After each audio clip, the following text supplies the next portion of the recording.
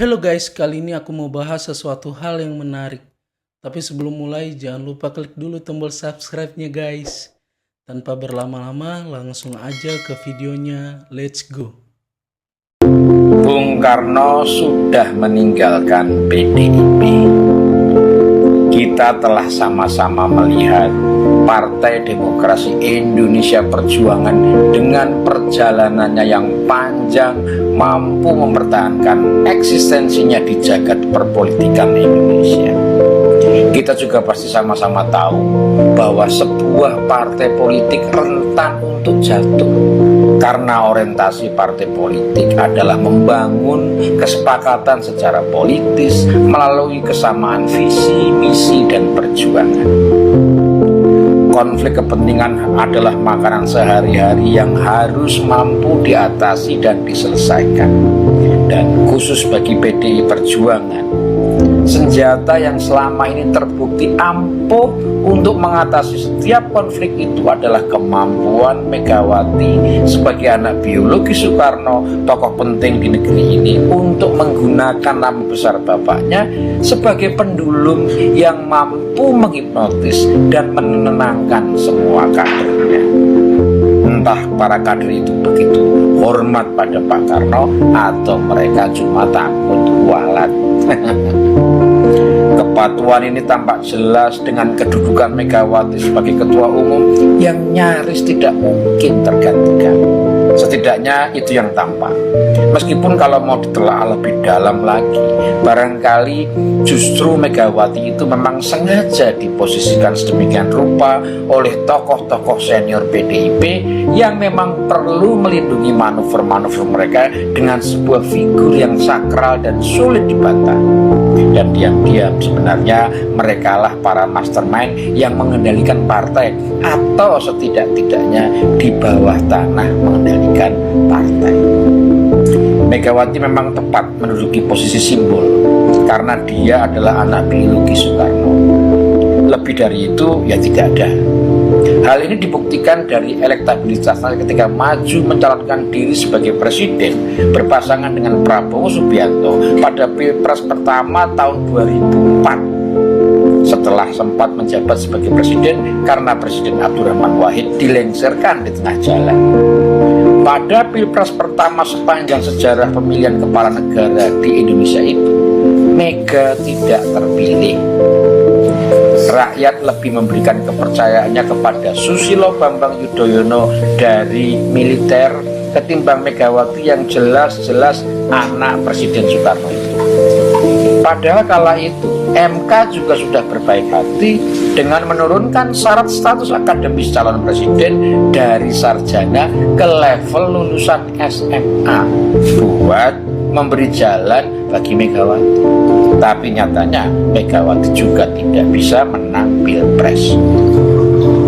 Tapi meski tidak terpilih jadi presiden, Megawati punya banyak waktu untuk membesarkan partainya. Pasca Soeharto, memang PDIP yang adalah pecahan dari Partai Demokrasi Indonesia itu mendapat ruang dan keluasaan untuk tumbuh dan berkembang. Hingga pada suatu ketika, tanpa disadari bahkan oleh Megawati sendiri, PDIP menghidupkan kembali figur Soekarno, figur seorang marhainis pembela rakyat, dengan dicalonkannya Joko Widodo, petarung dan pekerja keras dari Surakarta, sebagai calon presiden. Pemunculan Joko Widodo yang kemudian akrab dipanggil Jokowi ini awalnya mengundang keraguan-keraguan bahkan dalam diri Megawati sendiri.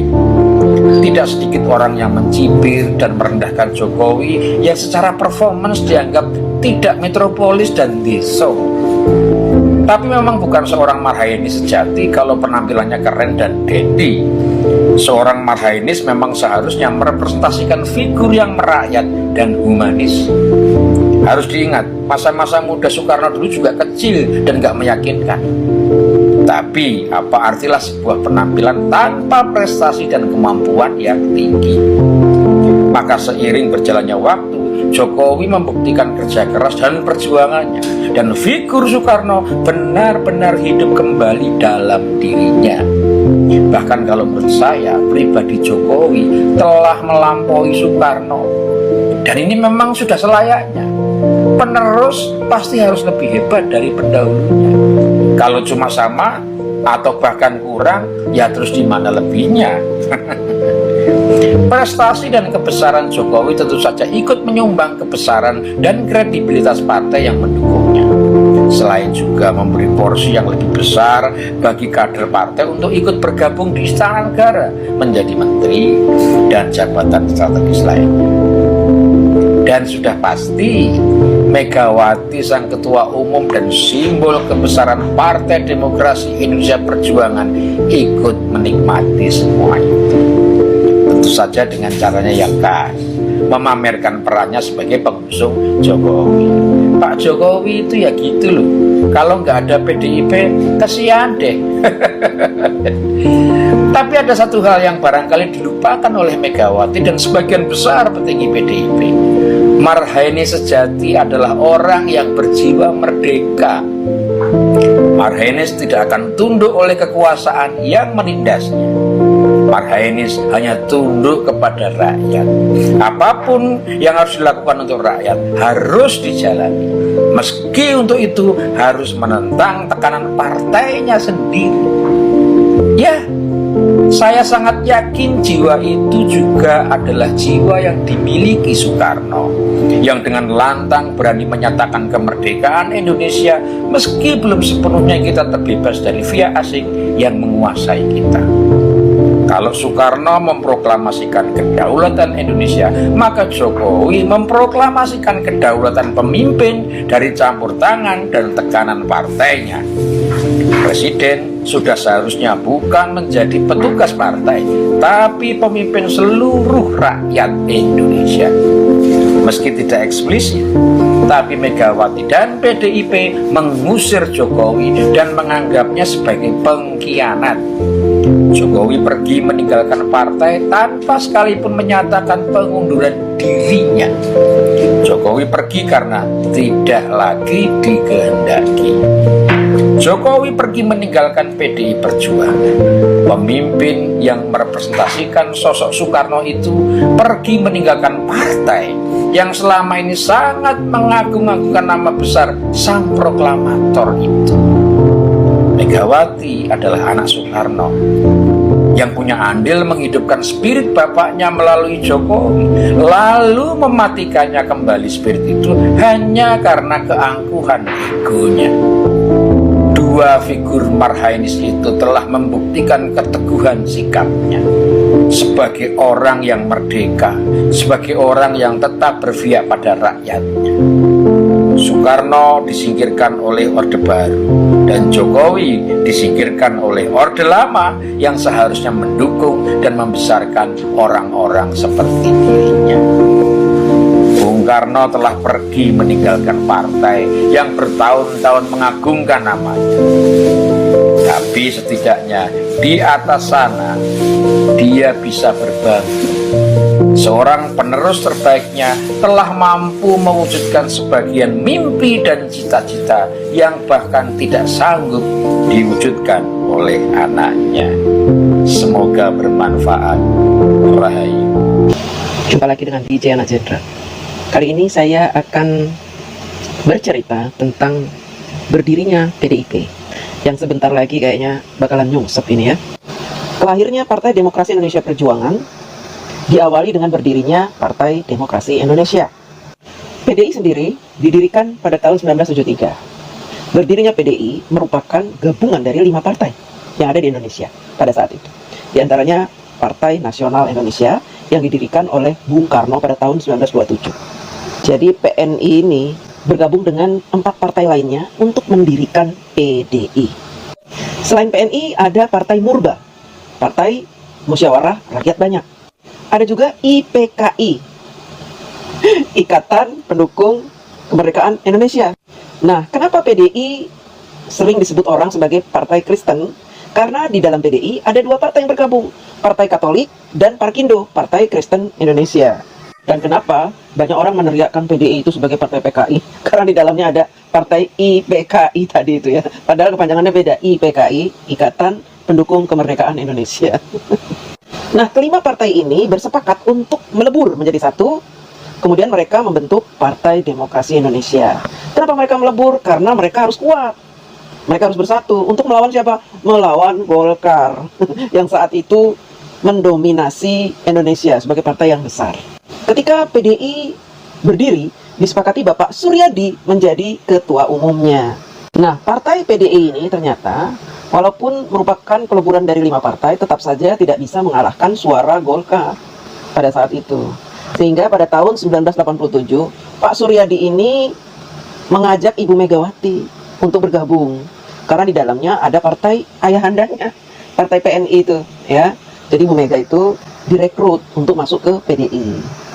Ketika Bu Mega sudah menjadi bagian dari PDI, sudah direkrut, ternyata PDI mengalami perubahan besar, pelonjakan elektabilitas.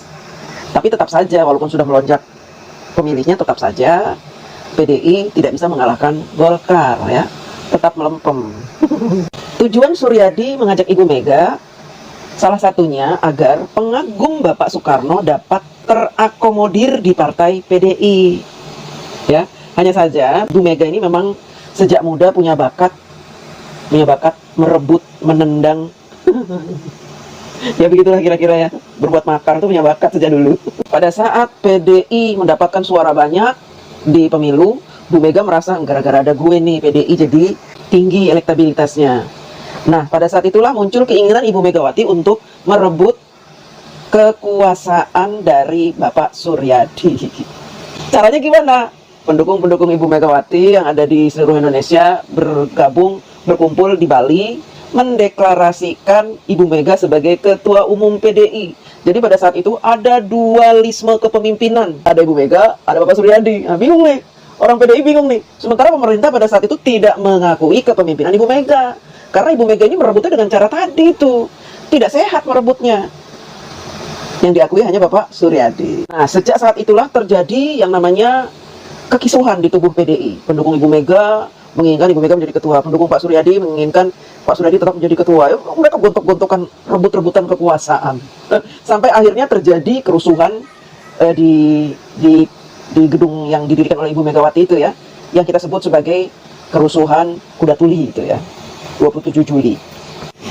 Di kasus Kuda Tuli tersebut, beberapa tokoh PDI yang mendukung Ibu Mega dan yang mendukung Bapak Suryadi ditangkap dan dipenjara. Saya tidak mau membahas lah konspirasi-konspirasi di kejadian 27 Juli itu. Ya, saya tidak mau. Karena menurut saya ini Ibu Mega ini biang keroknya ya. Kalau saja Ibu Megawati bersabar, tidak punya ambisi menguasai PDI, maka tentu tidak terjadi kasus 27 Juli itu. Ya, kasus yang menurut saya itu penuh dengan konspirasi, baik dari pemerintah maupun orang PDI sendiri. Setelah kasus Kuda Tuli ini, akhirnya Ibu Mega membuat partai PDI Perjuangan.